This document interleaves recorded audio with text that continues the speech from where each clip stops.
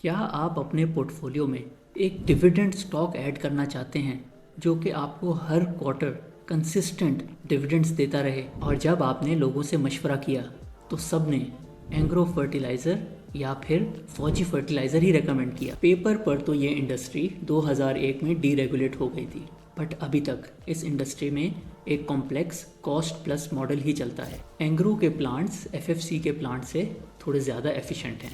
Recently fertiliser sector में Engro fertiliser की gas price बढ़ा दी गई, बट एफएफसी की नहीं बढ़ाई गई। इसके पीछे क्या स्टोरी है और इसका फ्यूचर में क्या होने वाला है? So subsidy is based on the cost of that product. Subsidy has no relation with what your competitor is paying. Early 2023 में दोनों कंपनीज को 302 रुपये के रेट पे गैस मिल रही थी। फिर पहली दफ़ा SNGPL की प्राइस 510 रुपये कर दी गई और माड़ी फील्ड की गैस की प्राइस 302 पे ही बरकरार रही। अब लोग ये सोच रहे हैं कि हो सकता है जब नया IMF प्रोग्राम हो जब ये डिस्पैरिटी ख़त्म हो जाए, बट अगेन हमें यही समझना होगा कि technically this is not a subsidy. और हो सकता है गवर्नमेंट ऑफ पाकिस्तान IMF को कह सके कि ये तो सब्सिडी है ही नहीं। लास्ट वीडियो में हमने आपको डिटेल में इंडस्ट्री डायनामिक्स एक्सप्लेन की अबाउट पाकिस्तान्स यूरिया मैन्युफैक्चरर्स, और आपको ये भी समझ आ गया होगा कि इसके पीछे क्या वजह है कि ये बरसों से कंसिस्टेंट डिविडेंड्स देते हुए आ रहे हैं। साथ ही साथ आपको ये भी समझ आ गया होगा कि गैस सप्लाई एक ऐसी चीज़ है जो कि इस इंडस्ट्री की बुनियादें हिला सकती है। गैस प्राइस डिफरेंस और उसके इम्पैक्ट्स तो हमने लास्ट वीडियो में डिटेल में कवर कर लिए थे। इस वीडियो में हम बात कर लेते हैं गैस सप्लाई अग्रीमेंट्स की।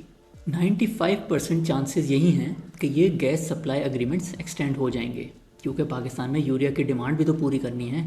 बट कल को कोई भी अनफोर्सीन चीज़ हो सकती है, तो आपको पता होना चाहिए कि किस कंपनी का गैस सप्लाई एग्रीमेंट कितना सिक्योर्ड है। पाकिस्तान इंटरनेशनल कंटेनर लिमिटेड की मिसाल आप सबके सामने है। सबको लगता था कि इनका कॉन्ट्रैक्ट तो फ़ौरन एक्सटेंड हो जाएगा, बट जब ऐसा नहीं हुआ तो उसकी शेयर प्राइस ऑलमोस्ट 50% से भी ज़्यादा गिर गई। एंग्रो फर्टिलाइज़र का लेटेस्ट प्लांट N1 के पास 20 साल का सिक्योर्ड गैस सप्लाई एग्रीमेंट है। ये प्लांट 2021 में ऑनलाइन आया था, और क्योंकि इस प्लांट को कॉन्ट्रैक्टेड कैपेसिटी से थोड़ी कम गैस मिली है, तो इस वजह से अभी भी इसके गैस सप्लाई एग्रीमेंट में 8 से 10 साल बाकी हैं। एंग्रो का base plant as and when available के बेसिस पे चल रहा है। ज़्यादा चांसेस तो यही हैं कि कोई प्रॉब्लम नहीं आएगी, क्योंकि पाकिस्तान में यूरिया की डिमांड भी पूरी करनी है। बट ये आपको पता होना चाहिए ताकि कल को अगर कोई भी शॉक आए तो आप ऑलरेडी प्रिपेयर्ड हो। एफएफसी के तीनों प्लांट्स डायरेक्टली माड़ी फील्ड से गैस बाय करते हैं। मैंने ये पर्सनली चेक नहीं किया, बट ज़्यादातर लोग ये कहते हैं कि इनके gas supply agreements next year renew होने वाले हैं। काफ़ी लोग ये भी सोचते हैं कि नेक्स्ट ईयर जब गैस सप्लाई एग्रीमेंट रिन्यू होगा तो उसके साथ साथ प्राइस भी बढ़ जाएगी। बट जैसे कि हमने आपको पहले एक्सप्लेन किया इन आवर लास्ट वीडियो, अगर हुकूमत चाहे तो ये प्राइस कल भी बढ़ा सकती है। बट लास्ट 1 ईयर के इवेंट्स ऐसे लगते हैं कि गवर्नमेंट की पॉलिसी कुछ और है, और गैस सप्लाई एग्रीमेंट और gas price should not be mixed. These are two separate things. क्या आपने एक चीज़ नोटिस की कि अनकॉन्शियसली लास्ट वीडियो में हम एंग्रो फर्टिलाइज़र और फौजी फर्टिलाइज़र को invest in what you fully understand के प्रिंसिपल पे एनालाइज कर रहे थे। अभी तक हमने our first pillar of investing which is understand the business like owners complete कर लिया है। अब बात करते हैं about our second pillar value realisation and our third pillar concept of best investments. इससे पहले कि हम ये एनालिसिस स्टार्ट करें, आप हमें कमेंट्स में ज़रूर बताएं कि हमने ये जो नई सीरीज़ शुरू की है of invest in what you fully understand, और हम डिफरेंट कंपनीज़ और डिफरेंट सेक्टर्स पे अप्लाई कर रहे हैं, ये आपको कैसी लग रही है। और साथ ही साथ हमें कमेंट्स में ये भी बताएं कि आपके ख्याल से हमें नेक्स्ट वीडियो किस कंपनी पे बनानी चाहिए। And also please subscribe to our channel and hit the bell icon button, ताकि आप वो वीडियो अपनी फेवरेट कंपनी के बारे में मिस ना करें। Value realisation point of view से ये दोनों कंपनीज डिविडेंड यील्ड पे ट्रेड करती हैं, सो इसलिए नेक्स्ट ईयर का dividend is really important. Engro fertiliser के केस में हम सेफली कह सकते हैं कि the company will pay out 90 to 100% of its earnings. FFC की हिस्टोरिकल एवरेज काफ़ी अच्छी है, but lately this company is following 70 to 75% pay out of it's unconsolidated earnings. जब आप एफएफसी का डिविडेंड एस्टिमेट कर रहे हों तो always look at unconsolidated earnings. FFC ने अपनी दूसरी कंपनीज में भी इन्वेस्टमेंट की हुई है और उस कंपनी से जो अर्निंग्स आती हैं ज़रूरी नहीं है कि वहाँ से डिविडेंड भी आए। तो इसलिए जब भी आपने एफएफसी का डिविडेंड एस्टिमेट करना हो तो आप उसके सिर्फ फर्टिलाइज़र बिजनेस पे फोकस करें जो कि अनकंसोलिडेटेड रिजल्ट्स में शो होता है। हिस्टोरिकली एफएफसी की पे आउट परसेंटेज हाई है, बट लेटली ये जो 70% तक डिक्लाइन आ गया है, इसकी दो वजूहात हो सकती हैं। फर्स्ट इज़ कि ये फर्टिलाइज़र कंपनी एक अपनी गैस सप्लाई को इम्प्रूव करने के लिए इन्वेस्टमेंट कर रही हैं। एंग्रो फर्टिलाइज़र ये इन्वेस्टमेंट डेट लेकर कर रही है ज़्यादातर, बट एफएफसी जो है वो कोशिश कर रही है कि इसमें अपने कैश को भी यूज़ करे। सो इस वजह से डिविडेंड पे आउट थोड़ा कम कर दिया है। सेकेंडली, एफएफसी की बुक पे जीआईडीसी की अमाउंट एंग्रो फर्टिलाइज़र से काफ़ी ज़्यादा है, ऑलमोस्ट 4 to 5 टाइम्स। सो इस अमाउंट पे जो फिक्स्ड इनकम से प्रॉफिट आता है, maybe FFC is reluctant to pay it out. और उसकी वजह ये भी हो सकती है कि ये केस अभी तक कोर्ट में है और हो सकता है कंपनी की सोच हो कि कल को एक ऐसा फैसला भी आ सकता है कि कंपनी को कोर्ट कहे कि आप ये अमाउंट विद प्रॉफिट वापस करें। इस जीआईडीसी पे जो प्रॉफिट आता है उसका contribution in income is almost 10 to 20% of FFC's earnings depending on the interest rate. यहाँ पे हम आपको वैल्यू रियलाइजेशन से रिलेटेड एक प्रो टिप देंगे। As mentioned in our investing framework, हम किसी भी कंपनी की डिविडेंड पॉलिसी चेंज को प्रिडिक्ट नहीं करते। ये डिविडेंड पॉलिसी जब चेंज होती है सो 2 से 3 साल तक कम से कम कंटिन्यू रहती है और ये पॉलिसी कंपनी के ओनर्स डिसाइड करते हैं। तो फ्यूचर में अगर आप किसी कंपनी में इन्वेस्ट करें और आपको लग रहा हो कि ये कंपनी आज तो 70% डिविडेंड देती है, बट अब क्योंकि मैंने शेयर ख़रीद लिए हैं तो अब ये 100% पे आउट करना शुरू कर देगी, आप ऐसा मत सोचा करें। Dividend policy is decided by the owners और ये काफ़ी टाइम बाद चेंज होती है। So don't base your investment on future change in dividend policy.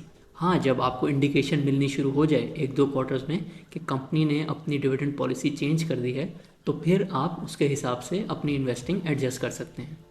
सो अब हम कंबाइन कर लेते हैं value realisation and concept of best investments. इसके लिए सबसे पहले आपने कैलकुलेट करना है कि नेक्स्ट 1 ईयर में इन दोनों कंपनीज़ की अर्निंग्स तकरीबन कितनी होंगी।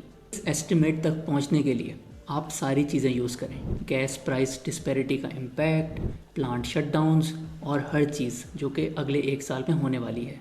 फिर इस अर्निंग्स को यूज़ करके आप एस्टिमेट करें कि ये कंपनी डिविडेंड कितना पे करेगी, और अगर इसकी डिविडेंड यील्ड 20% के आसपास हो तो फिर it can be a good investment.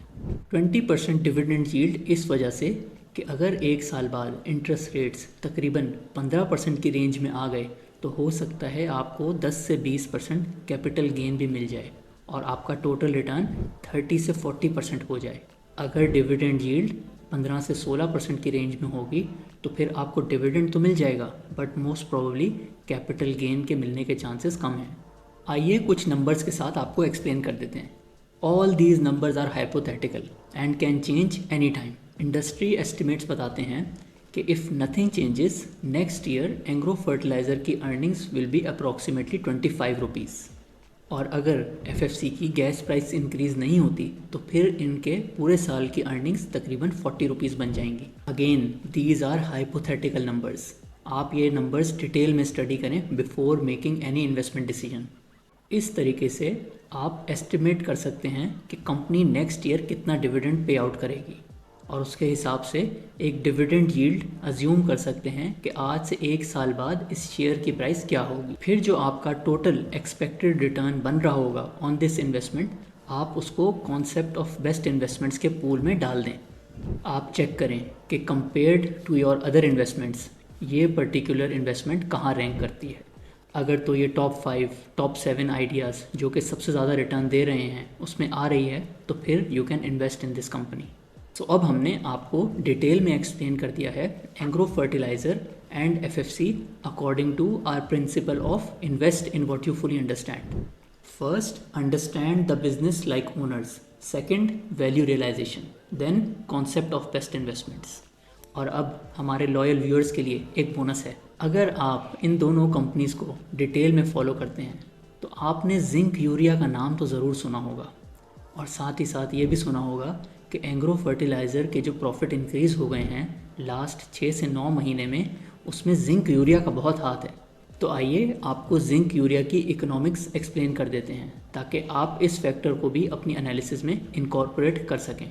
वैसे तो जिंक यूरिया की प्राइस नॉर्मल यूरिया से 500-600 रुपये ही ज़्यादा होती है और जिंक कोटिंग करने में जो एडिशनल कॉस्ट आती है वो भी तकरीबन इतनी ही होती है।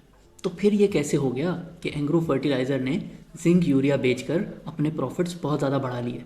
याद करें, हमने आपको बताया था कि इस इंडस्ट्री में एक कॉम्प्लेक्स कॉस्ट प्लस मॉडल चलता है, बट जिंक यूरिया पे ये चीज़ अप्लाई नहीं होती। सो लास्ट 6 से 9 महीने में जब यूरिया की ऑफिशियल प्राइस 4000 पर बोरी से भी कम थी, उस टाइम पे ब्लैक मार्केट का रेट 5000 से भी ज़्यादा था। और उस टाइम पे जब एग्रो फर्टिलाइज़र जिंक यूरिया बेच रहा था तो वो एक नॉर्मल यूरिया बैग से 1000 रुपये ज़्यादा प्रॉफिट कर रहा था। 1000 रुपये पर bag is a really big amount. और इसको आप इस तरीके से सोचें कि एक नॉर्मल यूरिया के बैग पे ये कंपनीज तकरीबन 1200 से 1300 रुपये प्रॉफिट करती हैं बिफोर टैक्सेस। और अगर किसी बैग पे आपका ये प्रॉफिट 1000 रुपये से बढ़ जाए तो फिर आपका पर बैग प्रॉफिट तो डबल हो गया ना। अब ये फिनोमेना थोड़ा डाई डाउन कर गया है, यूरिया की ब्लैक मार्केटिंग भी कम हो गई है और अब तो सुनने में आ रहा है कि इस साल के आखिर में एफएफसी भी जिंक यूरिया लॉन्च करने जा रहा है। इसमें ये चीज़ समझने की है कि फ्यूचर में अगर कभी भी पाकिस्तान में यूरिया की शॉर्टेज हो और market price is much higher than the official price, तो फिर वो कंपनीज जो कि जिंक यूरिया बेचती हैं वो इससे फ़ायदा उठा सकती हैं। This completes our two-part analysis on Pakistan's number 1 dividend-paying companies. This was our most requested video. अब आप हमें comments में बताएं कि क्या आप हमारी इस डिटेल्ड एनालिसिस से सेटिस्फाइड हैं, और अगर आपका अभी भी कोई क्वेश्चन रह गया है so please ask us in the comments. आप अपनी स्क्रीन पे हमारी वेबसाइट देख सकते हैं। Our website is now live. Please visit our website for detailed blogs on different companies, different sectors. Read our investing framework and also have a look at our investment management services ताकि आप भी अपनी savings अच्छे तरीके से grow कर सकें। If you found this video helpful, please share it with your friends ताकि वो भी अपने इन्वेस्टमेंट डिसीजंस अच्छे तरीके से ले सकें। अगर आपने हमारी डिटेल्ड एनालिसिस ऑन फौजी फर्टिलाइज़र एंड एग्रो फर्टिलाइज़र का फर्स्ट पार्ट नहीं देखा, please click here. This is Abdul Rahman and I'll see you in the next one.